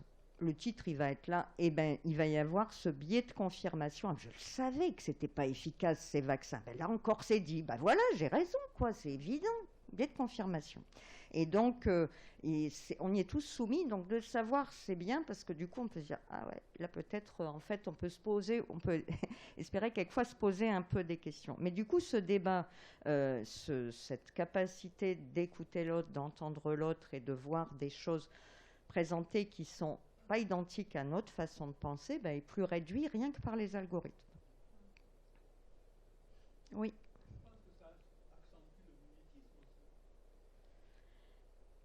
Alors, oui, c'est-à-dire que c'est toujours plus facile. L'homme est un animal social et est aussi, quand on dit c'est tous des moutons, vous aurez peut-être remarqué que quand on est le seul à penser différemment de tout un groupe, c'est pas tout le temps qu'on va le... Oh, pardon. C'est pas tout le temps qu'on va le dire, hein, qu'on va dire non, non, mais moi je suis pas du tout d'accord. Par contre, si vous dites oh ouais, mais bon, et puis bon, oui, c'est vrai, tu as raison, oui, et que vous êtes 10, même si le cercle de personnes est de 50, là vous allez pouvoir exprimer, etc. Donc ce mimétisme, c'est quelque chose qui était enfui, ou peut-être, soit c'est parce qu'on n'osait pas, mais c'est aussi parce que, après tout, je suis pas très sûre non plus. Hein. Ouais, j'ai tendance à penser ça. Et donc, oui, il va y avoir ce côté boule de neige, en gros, qui va pouvoir, voilà, quand vous voyez les sites, la Terre est plate, etc. Mais ça prend une... Quelquefois, ça fait peur, hein. Ça fait peur, hein. On se dit, waouh. Et en plus, il y en a qui font vachement bien de la dérision là-dessus. Mais je me demande si c'est lu avec, enfin si la dérision passe bien chez tout un chacun, quoi. Parce que ça peut être drôle aussi de faire des petites vidéos comme ça où on joue avec. Mais il y a de plus en plus. Enfin, là, il y a une vraie alarme à avoir et un vrai aussi rôle d'éducation, pas seulement envers ses enfants, pas seulement envers, mais de dire, parce que c'est aussi quelquefois difficile de trouver les arguments. Votre petit-fils, votre petite-fille va dire bah oui, mais non, le parent, regarde, je vois là-bas, c'est tout plat, la mer. Bah ouais, alors comment lui expliquer? Bah non, mais c'est pas si simple. Il va falloir faire le chemin de dire bon, bah oui, mais tu vois la perspective. Et ça demande du temps, ça demande de l'attention, ça demande de prendre en compte ce que la personne va dire, parce qu'à cet âge-là, ben, et elle cherche qu'à comprendre, il cherche qu'à comprendre. Puis après, et on peut encore... Enfin, moi, c'est aussi pour ça que j'aime bien aller dans les collèges, dans les lycées. Et je pense qu'on peut tous jouer ça à n'importe quel rôle, de prendre le temps de dire, bah ouais, mais là, tu sais, c'est intéressant ce que tu dis. Non, non, je te dis pas qu'elle est pas plate, c'est intéressant ce que tu dis. Mais regarde, si on réfléchit à ça... Parce qu'après, si on dit, non, mais elle est ronde, arrête, tais-toi, elle est ronde, allez, va jouer. Bah oui, mais non, elle a posé une vraie question. Moi, je trouve que c'est au contraire une question très intelligente. Et donc, tout ça, mais voilà, oui, ça fait des... Dans ce cas-là, si vous voulez, il faut chercher l'intention, parce que si vous voulez, c'est ça dans la propagande, dans la dictature et tout, on ressort des mensonges, si vous voulez, et après, par mimétisme, les gens le croient. Oui. Hein, dans l'histoire du racisme, dans tous ces trucs, de tous les temps, ça existe. Ouais. Si vous voulez, le seul cas que je veux soumettre, c'est celui de Goebbels chez les nazis.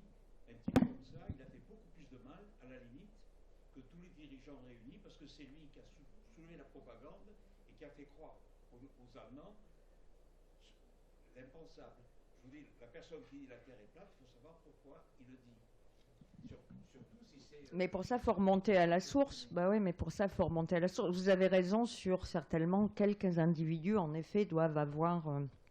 des idées bien construites, tout un plan de bataille bien construit, mais la grande majorité, cela à la limite on peut rien y faire. Je dirais quelque part, c'est ma tendance de dire bah oui, il y aura toujours, l'important c'est qu'il ne soit pas suivi ou qu'il ne soit pas, donc devenir plutôt à parler ou agir sur les gens qui se sont laissés convaincre parce que c'est bien dit, parce qu'il y a aussi, vous avez quelquefois des démonstrations. Moi j'ai déjà écouté des débats, je dis punaise, mais pour répondre, je me retrouverais devant cette personne, et c'est vachement bien argumenté, et quelquefois on se retrouve un peu scotché, quoi, hein. Donc il faut vraiment faire l'effort de venir expliquer différemment, etc. Mais c'est un boulot fou, hein. Moi, si je reprends l'exemple du Covid, je suis scientifique au niveau du vaccin, avec tout ce que ça a ouvert, etc. J'ai lu la littérature, j'ai analysé, voilà. Et j'avais donc une opinion éclairée, je pense, sur le sujet. Mais jamais je suis allée répondre à des choses que je voyais qui étaient... parce que c'est après, vous engendrez des réactions, etc. Le jour où on est venu me dire, tiens Sylvie, toi tu dois connaître peut-être mieux que les autres, qu'est-ce que t'en penses? Alors je me suis exprimée et j'ai eu que des retours positifs. Mais si j'étais venue sur un fil de discussion d'antivax, expliquer avec un certain nombre d'arguments rationnels ce qu'il en était, ça marche pas. Et là, c'est un vrai problème, parce que du coup, on veut agir, on a envie, ça marche pas. Ça. Aussi, oui. Oh, mais il y a eu beaucoup de... Oui. Oui, complètement. Oui. Oui, oui, oui, oui. Très, très, bien sûr. Et puis en plus, c'est bien d'être troublé. Enfin, moi, je trouve que c'est super. Mon métier de chercheur, c'est de savoir que je sais rien, hein. Et donc, c'est d'entendre, d'écouter, et c'est bien d'être troublé. Moi, je trouve normal d'être, au contraire, de dire, moi, il n'était pas question de... Mais après, il faut réussir, du coup, à aller plus loin pour analyser, pour creuser et se faire une opinion. Ce qui n'était pas... On a demandé à tout un chacun de devenir scientifique du jour au lendemain et de comprendre absolument toutes les courbes, les machins, les trucs. Enfin, bon, ça, c'est autre chose. Il y avait un doigt levé, monsieur. Ah, pardon.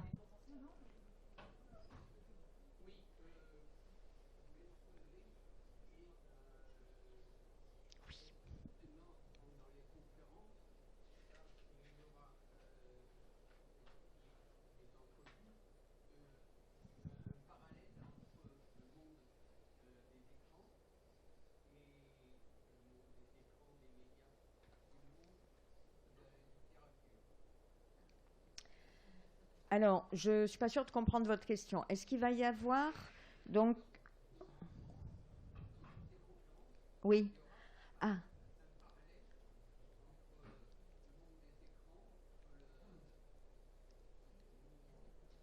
Et le... Non, c'est pas prévu au programme, en tout cas, là, de cette année. Ça serait intéressant, hein, mais de mixer les disciplines, moi, je trouve ça toujours hyper intéressant, mais c'est pas au programme. Ma question, c'était, vous avez bien présenté ce qui s'appelle le circuit de la récompense, mais de mon temps, on parlait d'effort. Et il n'y a plus, à part l'effort physique, qu'on vend dans les activités sportives, quand on parle d'effort intellectuel, tout le monde vous regarde et on vous dit en pédagogie, il faut passer par les serious games. Oui, pardon. Mais apprendre, c'est pas toujours amusant. Et Oui, oui, oui. on a tous appris que les premiers pas étaient les plus difficiles. Et c'est qu'une fois qu'on sait marcher, qu'on se met à courir. Et c'est parce qu'on apprend à raisonner ou parce qu'on apprend à écouter qu'on saura réfléchir. Ça ne se pratique pas d'emblée. Et cet apprentissage de l'effort ne se fait plus et ne se fait pas dans les apprentissages par écran. Je Oui. n'en ai jamais vu. Mais est-ce que vous en connaissez? Alors, il y a plusieurs choses dans votre question. Déjà, les apprentissages par écran, je pense que ça peut être vraiment un plus. Ils ne doivent à jamais remplacer l'enseignant. Et ça, c'est quelque chose qui, malheureusement, quand même, ferait faire des économies, hein. Et donc, il y a quelquefois des biais là-dedans. Moi, à l'université, j'en ai pas trop connaissance en secondaire et au primaire, mais quand même, mais à l'université, si on pouvait nous remplacer par ne serait-ce que les vidéos des cours qu'on donne. Donc ça, c'est... Et puis après, il y a les serious games. Alors les serious games, il y a quand même toujours, donc l'effort, oui. Moi, je considère que l'éducation, le système éducatif, il est quand même très formaté. Et vous n'allez pas pouvoir mettre tout le monde en situation de réussite. C'est-à-dire que moi, j'ai toujours tendance à penser qu'il y a plein d'élèves qui n'ont pas besoin de profs, ou très peu. À mon niveau, pas les plus jeunes, mais à mon niveau, il y en a, je me dis que je sois là, que je sois pas là, il va s'en sortir, ils vont y arriver, ceux-là, avec... Par contre, ceux qui, justement, sont en décrochage ou ont plus de difficultés, là, je parle pour les apprentissages de base, d'être toujours avec le système éducatif français, c'est quand même, oui, tu as fait une faute, tu as 9, oui, tu as fait 10 fautes, tu as 0, bon... Voilà, bah ouais, mais si on n'est pas bon en orthographe, à part se reprendre à chaque fois la réflexion à la maison, voir la claque parce que tu as encore eu une mauvaise note, ou être pointé du doigt par les copains, etc. Les serious games, enfin, de façon générale, vous pouvez vous tromper autant de fois que vous voulez. Si vous recommencez, vous allez être gratifié quand vous ne faites pas. C'est-à-dire vous allez avoir juste une médaille qui s'affiche ou quelque chose comme ça. Et je pense que vraiment, ça, c'est un côté qui peut être très intéressant pour le jeune qui est toujours en situation d'échec. Donc, stigmatisé, toujours, on lui dit tout ce qu'il a raté. On ne lui dit pas ce qu'il a réussi. Et donc, à ce niveau-là, je trouve que vraiment, ça peut, déjà, parce que le côté humain, enfin, on est tous humains aussi, c'est-à-dire que la prof qui en a 30 et celui-là, il fait encore la faute sur bah oui, au bout d'un moment, il dit, oh, mais bon. Et donc, on s'énerve et on a des réactions qu'après, on se dit, bon, on n'aurait pas dû, après tout, voilà. Et donc, ça a quand même cet avantage-là, je trouve. Il faut absolument que ça soit fait. Il faut qu'il y ait un retour vers l'enseignant, il faut que ça soit combiné.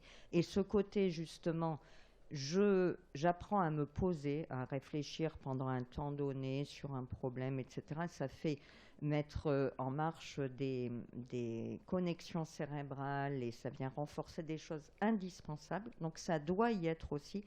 Moi, je pense que c'est de revoir l'éducation en se servant des deux, c'est-à-dire que tout le temps ne soit pas consacré qu'à ce moment où c'est très difficile maintenant, et pour certains élèves de tout temps, de rester pendant la petite classe, c'est 3 heures le matin, 3 heures l'après-midi. Moi, je leur fais des cours, quelquefois, ça fait 4 heures qu'ils sont en amphi. J'arrive, je sais bien qu'ils vont pas, enfin, j'essaye de les faire rire, je les fais machin, je sais bien que moi non plus. Là, vous êtes patient, attentif, etc., mais vous ne faites pas partie enfin, vous ne représentez pas la totalité de la population. Il y en a plein qui auraient beaucoup de mal. Et donc, ce côté-là, je pense qu'il faut en prendre compte. Parce que de toute façon, la société est comme ça. Elle a évolué de cette façon-là.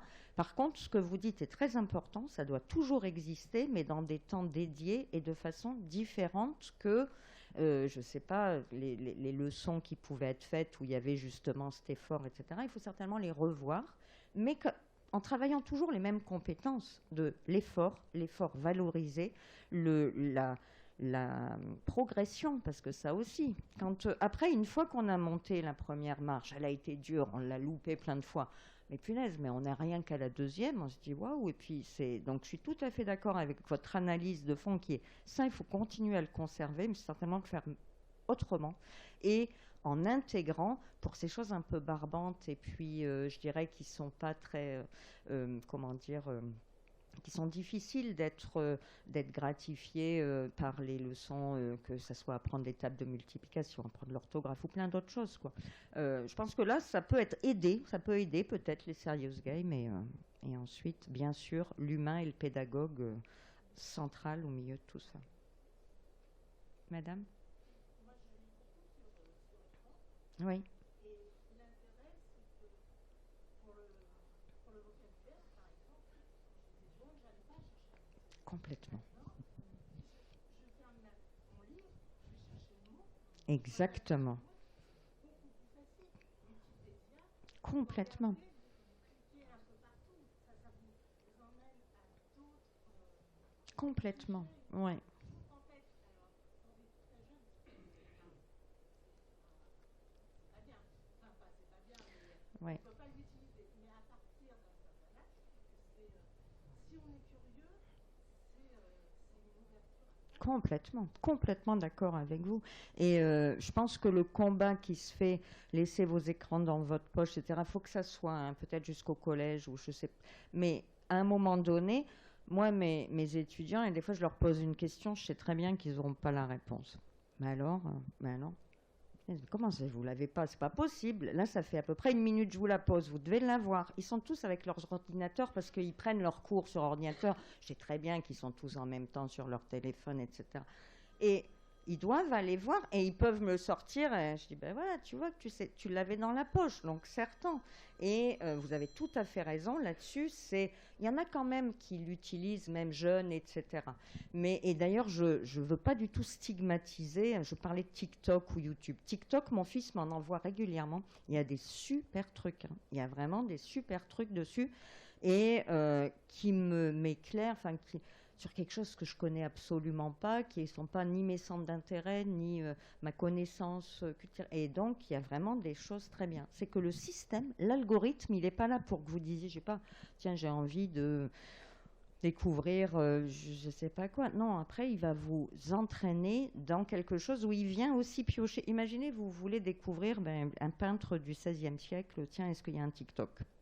Parce que vous n'y connaissez rien. Il ne va pas après vous proposer les autres peintres ou les sculpteurs, etc. Il va aller piocher dans où vous allez, ce que vous consultez habituellement sur Google, sur Facebook, est-ce que vous regardez les vidéos de chats mignons qui se roulent, ou est-ce que vous regardez la pâtisserie, ou est-ce que vous... Et c'est à partir de toutes ces données qui sont aspirées, sur toutes nos données que l'on laisse à disposition quelque part sans le savoir complètement, que va être proposé le... Donc vous aurez votre renseignement sur la peinture au XVIe siècle, puis tout que ça va passer sur peut-être le meilleur pâtissier ou un truc pour faire les blancs en neige sans batteur. Et puis, et du coup c'est intéressant quand même, c'est votre passion, vous voyez. Donc vous n'allez pas non plus... Et puis on se retrouve du coup avec... Donc il faut toujours être acteur, et c'est ça qui est difficile pour... surtout quand les jeunes, ils sont passionnés, quoi. Ils sont passionnés, souvent ils ont un truc, c'est à fond, ils le font, ils s'intéressent qu'à ça pendant un temps donné, et puis après c'est ce genre de choses qui évoluent avec l'âge. Mais c'est à ce niveau-là que c'est un peu malsain. Mais il y a plein de choses, et c'est là aussi où quelquefois il y a des parents qui viennent à la fin et qui me disent « mais moi je suis vraiment inquiet, mon enfant il fait que jouer, il s'enferme dans sa chambre, machin et tout ». Je lui dis « j'ai pas la solution, hein. J'ai pas la solution, mais une chose, allez jouer avec lui une fois, voir ce que c'est, prenez la manette, vous allez être nul, peut-être vous allez rire, ça va peut-être pas l'embêter, parce qu'après tout, si il va se dire, tiens, on me demande pas d'arrêter, on me demande... Donc rien que des choses comme ça, partager, ou quand vous dites, bah oui, je regarde un truc, et ben peut-être partager si on est en gros, enfin voilà, en famille, ou etc. Et ça peut aussi, voilà, rattraper comme ça des... Enfin, il n'y a pas de recette magique, mais c'est à chaque fois remettre l'humain et remettre l'humain dans dans son aspect de je décide, je suis et donc je peux décider et aussi un petit peu guider, quoi. Monsieur?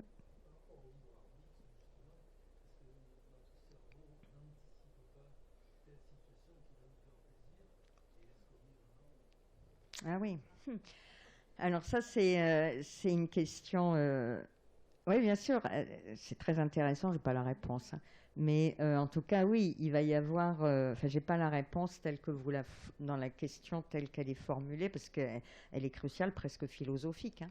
Et donc, il y a des choses dans le cerveau, ce que disait madame, il y a la mémoire. C'est-à-dire que votre circuit à récompense, il va très bien avoir emmagasiné, tiens, cette situation-là, elle, donc que ce soit le truc basique du gâteau au chocolat tel que c'était dans la vidéo, mais aussi bien le monsieur qui aimait les paysages, etc. Mais je sais que là, ça m'appelle, mais je vais y retourner, quoi. Je vais avoir tendance à refaire cette action.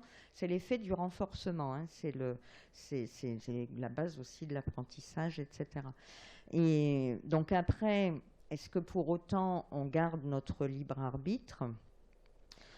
Je dirais oui, parce qu'on a quand même cette particularité, le cerveau humain, d'avoir un cortex préfrontal très développé, ce qui nous différencie des autres espèces animales. Et ce cortex préfrontal, c'est celui de l'analyse, de la décision, de l'abstraction, des résolutions de problèmes, etc. Donc, même si on a ce circuit un peu archaïque, ce système de la récompense qui marche et fonctionne tel que je vous l'ai décrit tout à l'heure, on a une vraie capacité de pouvoir agir sur, voilà, en venant renvoyer des signaux. C'est c'est de toute façon un aller-retour perpétuel. Il ne fonctionne pas tout seul, heureusement. Oui, monsieur, peut-être.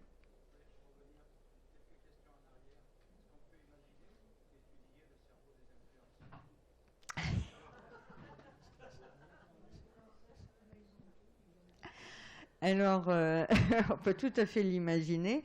Et il faut monter le protocole pour ça, avoir une question de recherche et puis réussir à recruter les volontaires par rapport à ce qui gagne et à ce qui est dédommagé. Une expérience comme ça comportementale, je ne sais pas s'ils seront volontaires, mais non, je fais de l'humour de bas étage. Ça pourrait. Après, il faut avoir suffisamment une population, un groupe suffisant, et qui soit à peu près homogène. Donc pour l'instant, je crois que c'est encore quelque chose, un phénomène qui est suffisamment nouveau pour que, où commence et où finit l'influenceur, voilà, je ne suis pas sûre qu'on puisse encore le définir scientifiquement.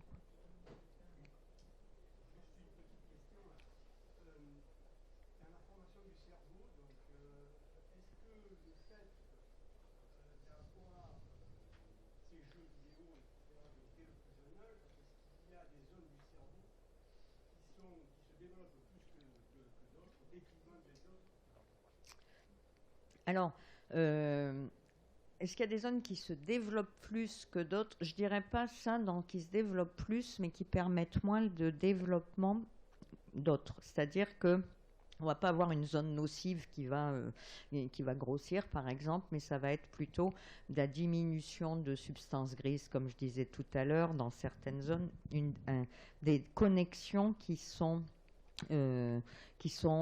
soit moins importantes, les câblages un peu moins importants, soit qui vont communiquer, parce qu'il y a une intensité de communication ensuite entre ces différentes régions. C'est pas le tout d'être bien câblé, mais il va y avoir la force du signal qui, en fonction de plein d'aspects cellulaires, vous suivez depuis longtemps tout ça, donc la plasticité cérébrale, vous vous souvenez un petit peu de tout ce concept et de tous ces mécanismes, va faire qu'il va y avoir un renforcement des circuits. Eh bien, lorsque l'on est avec des consommations trop importantes d'écran, etc., ça va pouvoir avoir tendance à affaiblir, voire faire diminuer et disparaître certaines de ces connexions. Donc ça va plus être dans ce sens-là. Mais je vais vous souhaiter une bonne fin de journée. Merci à toutes et à tous.